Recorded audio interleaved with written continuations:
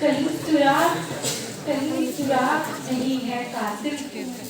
सुराग नहीं है कातिल की, मगर लहू लुहान सारा जमाना है, सारा जमाना है। ये कातिल है,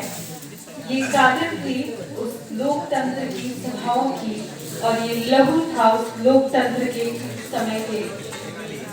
बातों। नमस्कार आप सभी को। माननीय अध्यक्ष महोदय, माननीय और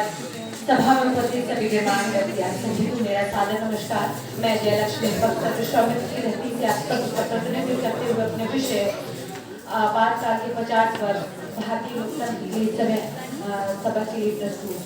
जैसे कि आप सभी जानते हैं कि वो दृश्य महोदय, मैं वो दृश्य, ऐसा दृश्य जो मैं उन शब्दों के माध्यम से बताने आई हूँ कि उस दौर में वो क्या हुआ होगा, क्या नहीं हुआ होगा, रूप से अगर मैं उससे स्मरण करती हूँ तो अपने जहन में वो चीजें बयान नहीं कर पाती, और आप सब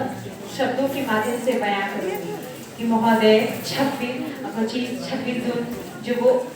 ऐसा दौर जो दर्दनाक दृश्य के रूप में प्रदर्शित हुआ था, वो दौर हम सभी के जहन में अभी स्मरण होते ही वो ऐसे टूट पड़ता है, वो ऐसी घटना टूट पड़ती है जो हम सभी के रोंगटे खड़े कर देते हैं। महोदय वो आधी रात, वो ऐसी रात जब सभी ने उस चीज को स्मरण किया होगा, तो सभी लोगों ने उस पल को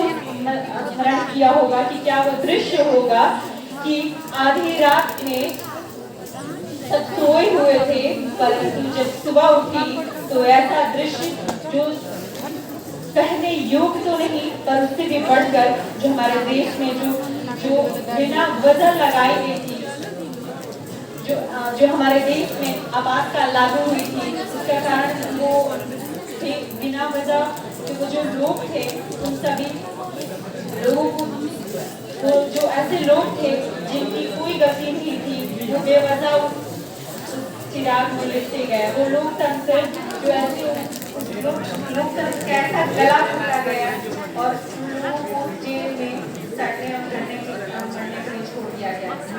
चीज पे भी बयान करना चाहूंगी कि जनता के द्वारा जो हमारा शासन चुना जाता है, वो जनता के लिए ही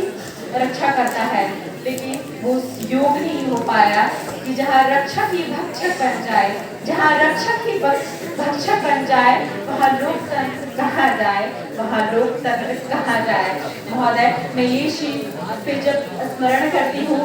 कि वो आपातकाल का वो दृश्य विकट ही बहुत ही दर्दनाक होगा, तो मैं ये सोचती हूँ कि वो आपातकाल फिर से नहीं लगाना चाहिए, वो ऐसा दृश्य नहीं होना चाहिए जहाँ हमारा भारत फिर से चीजों को बयान करने में दर्दनाक महसूस करे। वो पल जो चीजें सभी यहाँ बैठकर महसूस करते हैं, जो अपने शब्दों के हम युवा पीढ़ी चीज को विकसित भारत के रूप में देखते हैं कि हाँ, या आज वो वही भारत है जिसमें हम महसूस कर रहे हैं, सुरक्षित महसूस कर रहे हैं, सारी सुविधाएं देख रहे हैं। वो उस दौर में भी था, लेकिन उस दौर में वो नहीं था जो उस दौर में चाहिए था, लेकिन हाँ इस दौर में है। और मैं चाहूंगी कि हम सभी युवा पीढ़ी जो यहाँ बैठे हैं, हम महसूस कर रहे हैं कि हमारा भारत जो एक निखरे, एक अपने आजाद रूप में और अपने आजाद रूप में निखरे, स्वतंत्र हो, और स्वतंत्र तो हो ही चुका है, लेकिन एक जो पूर्ण रूप से अपनी भूमिका निभाए, दृश्य को समझे, पूर्ण रूप से अपनी भूमिका निभाए, और हम सभी युवा पीढ़ी उस चीज को समझे, क्योंकि कहते हैं जिस तरफ युवा चले उस तरफ जमाना चले। तो मैं अपनी वाणी को विराम करना चाहूंगी, और भी वहाँ बैठे हैं भारत को, अपने नए भारत को गढ़े। और मैं धन्यवाद ज्ञापित करना चाहूँगी प्रधानमंत्री माननीय श्री नरेंद्र मोदी जी का भी, जो अपने भारत को, अपने देश को, अपने नौजवान को, अपने युवा को निखारने के लिए विकसित भारत के माध्यम के